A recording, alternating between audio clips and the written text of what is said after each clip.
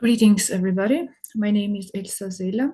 I am a faculty member at Agriculture University of Tirana, Albania, where I teach mainly business English to students of economy and agrarian policies and development.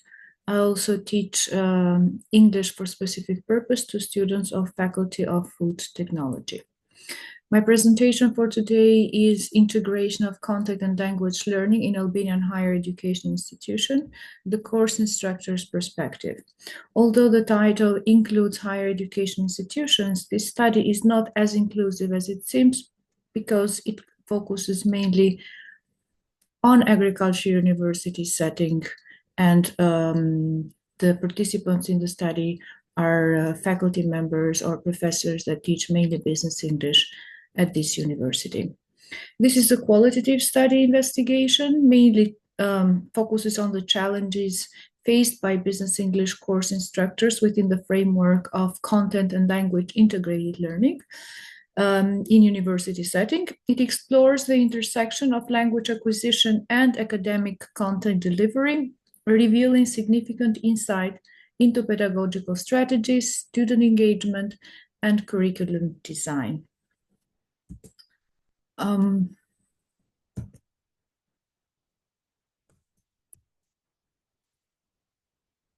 Next slide in the presentation. The outline of this study is as follows. We'll start with the introduction to the study, but also providing definition of what is content language integrated learning. We will also proceed with explaining the two types of CLIL, which is short for content and language integrated learning. Furthermore, we will explore a bit benefits of this teaching approach in students' education and language acquisition. I will introduce you to the research questions in this study and the methodology of the study employed in this research. Then we will proceed with key finding and discussions, and we will conclude with some recommendation and final thoughts and insights of this study. Introduction to the CLIL definition. In fact, the employment of this teaching approach, the content learning and integration, the content language integration learning is considered pretty new in the Albanian context, even though it was coined by David Marsh. The situation when a foreign language is used to teach part of subjects or subject with a dual aim, meaning that learning and contact as well as the foreign language at the same time. Furthermore, CLIL defines any dual focus type of provision in which a second language, foreign or other, is used for the teaching and learning of a non-language subject matter, with language and contact having a joint and mutually beneficent role.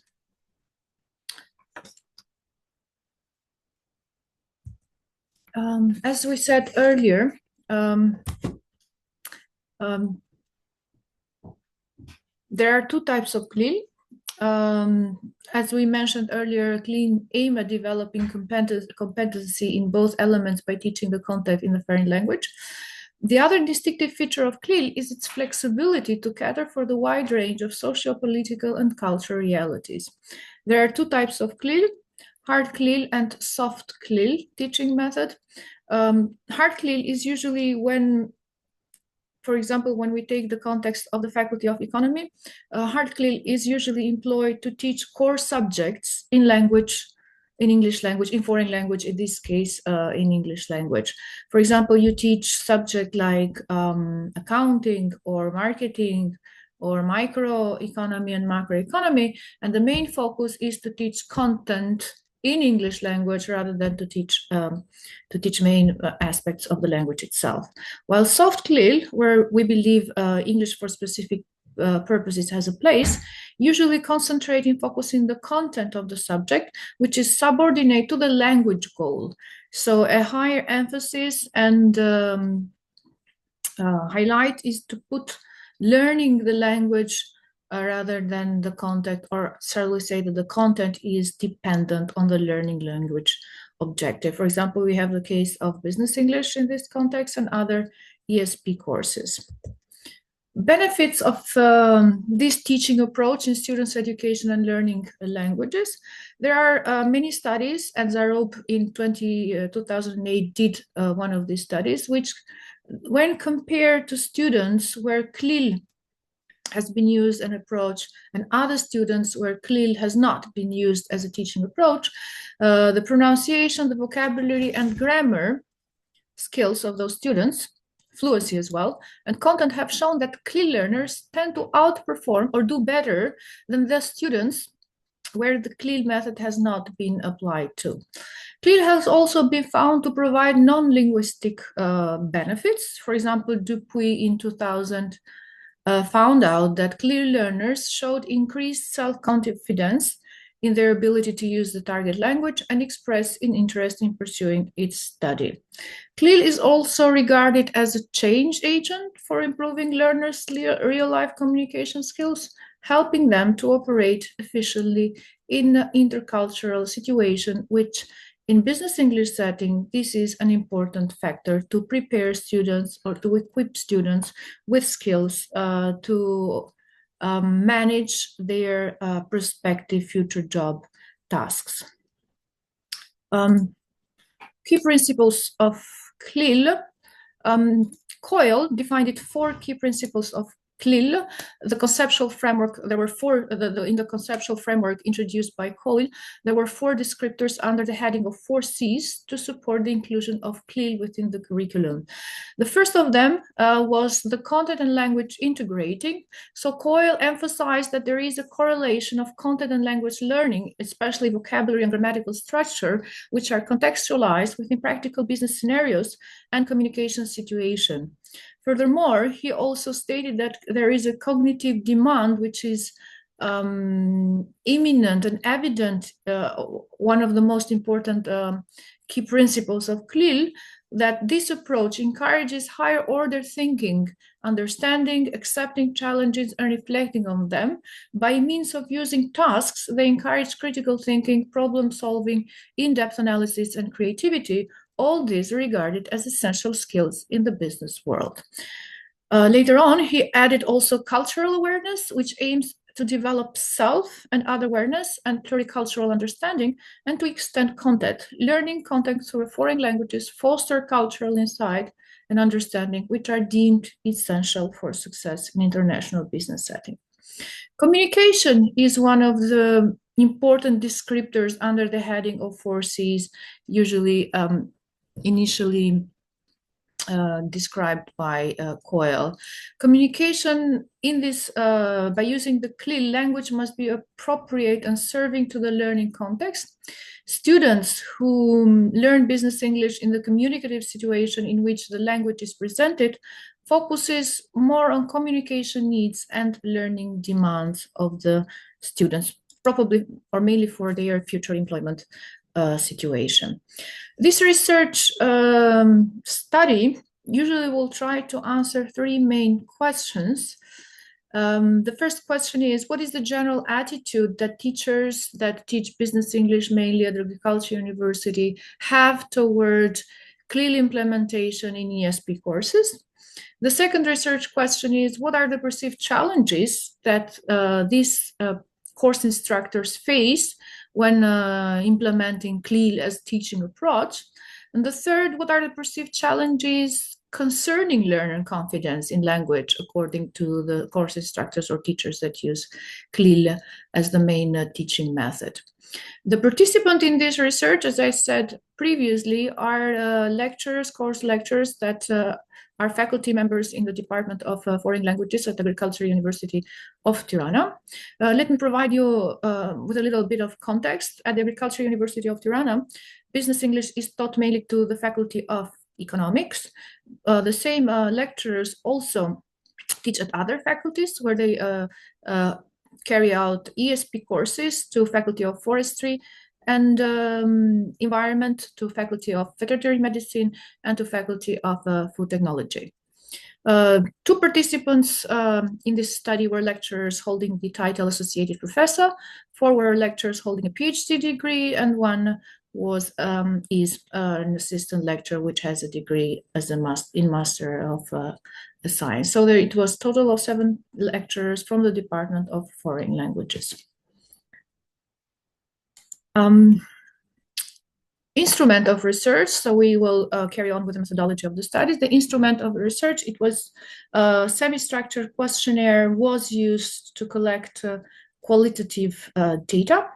As Noonan in 1992 expressed, the qualitative study is required to understand the teaching approaches in the selected classroom and define and divide different types of research. He says that qualitative research assumes that all knowledge is relative and that there is a subjective element to all knowledge and research, and that holistic, unregeneralizable studies are just justifiable.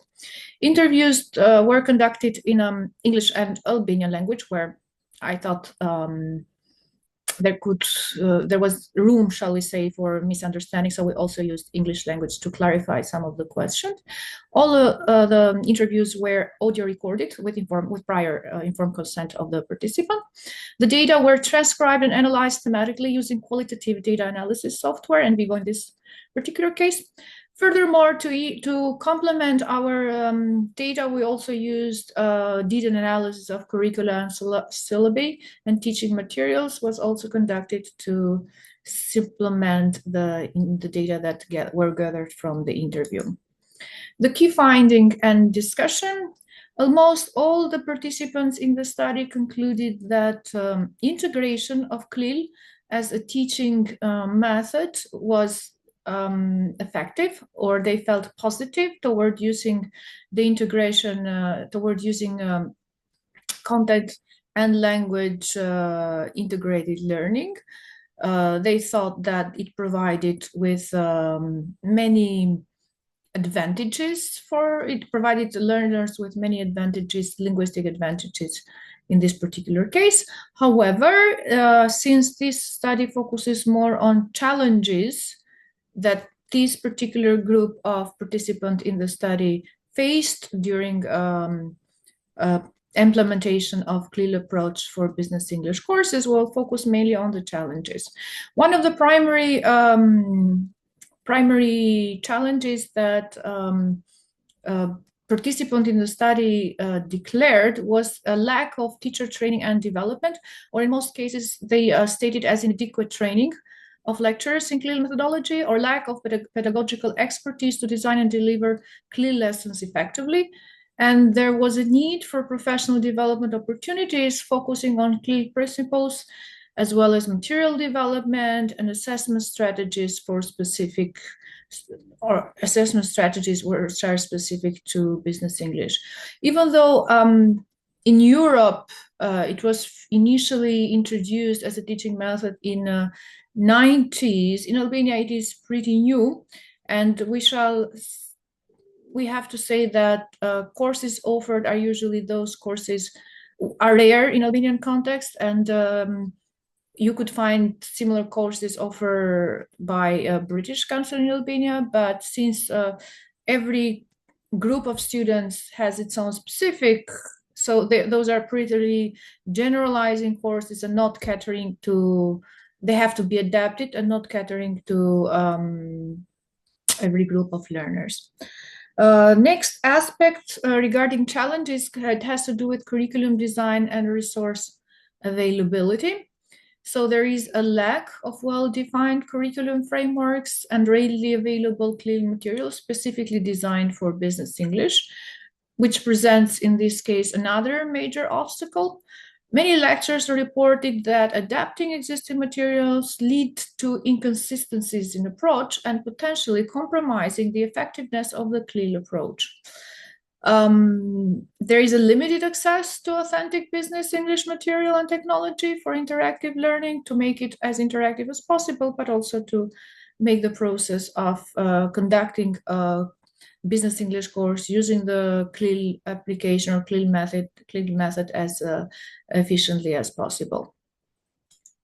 Continuing with the key finding and discussion, there is a problem, or there is a challenge with assessment and evaluation. So when it comes to assessing students' acquisition of a language within a CLIL context, it proved not an easy undertaking. Many lecturers expressed difficulty in fairly assessing both language skills and content knowledge, which leads to a concern about the validity and reliability of assessment method. They lacked clear guidelines on how to integrate language and content assessment with a single grading framework, which means that we or teachers are not sure what percentage is the language and what percentage should the content, or where should the scale weigh more in which aspect when it comes to assessment evaluation of student learning. Teacher perception on student perception engagement. So part of this research has to do with how this CLIL approach actively engage students in their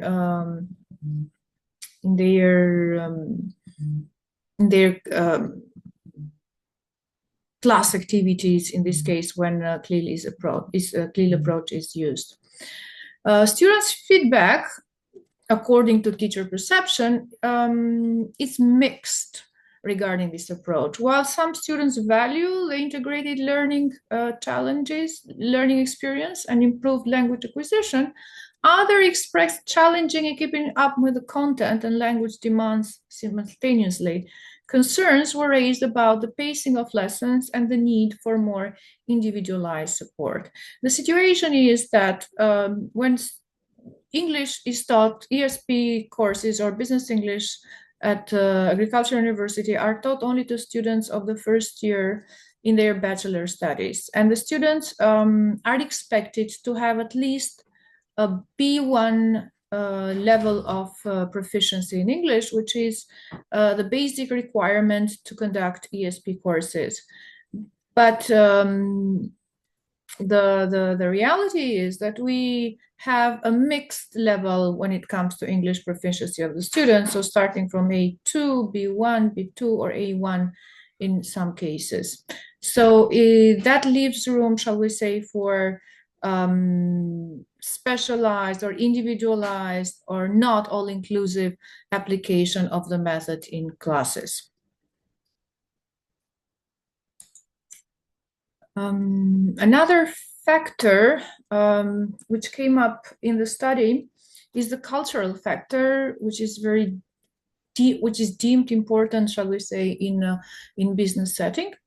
An attitude towards language learning and the integration of CLIL within the existing educational system may pose additional challenges. One of these challenges, it has to do with the perception of learning methods. Traditional education system might emphasize memorization and rote learning, making it challenging to integrate CLIL, which focuses on using language for meaningful communication and learning content. Resistant to changing established teaching methods can hinder successful implementation. Initially, ESP was taught by many ESP lecturers as teaching to students that part of terminology or that part of vocabulary, English vocabulary, which was thought to be useful or was part of technical part of the language, and not really focusing on empowering or equipping students with language skills to face communicative tasks that may come across in their future employment job positions. There is also limited exposure to English. Albanian students may have varying level of English, as mentioned earlier, prior to enter university, and potentially impacting their ability to engage with CLIL content, because, as we said earlier, it is basic requirements to have a level B1 to B2 of English before applying this teaching approach. Conclusions and recommendations. The finding of this study highlight the complex interplay of factors influencing the success of CLIL implementation in Albanian universities, especially in the case of Agriculture University. There is a lack of adequately trained teachers, coupled with the limited resources and a lack of institutional support, which creates a significant barrier to the effective adaptation of CLIL. The course instructors' perceptions underscore the need for careful curriculum design, differentiated instruction, and appropriate assessment methods to address varying style needs, varying learning needs and styles. There are some recommendations that we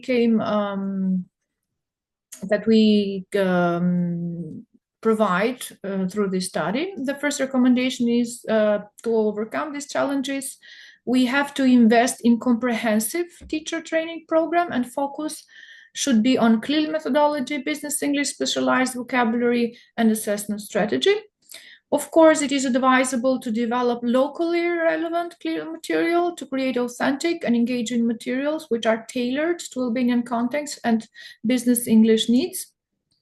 There should be a guideline in the curriculum framework, how to develop, or training, shall we say, in curriculum development, how to develop detailed guidelines for CLIL implementation in business English program, including learning objective, assessment criteria, and resource recommendation.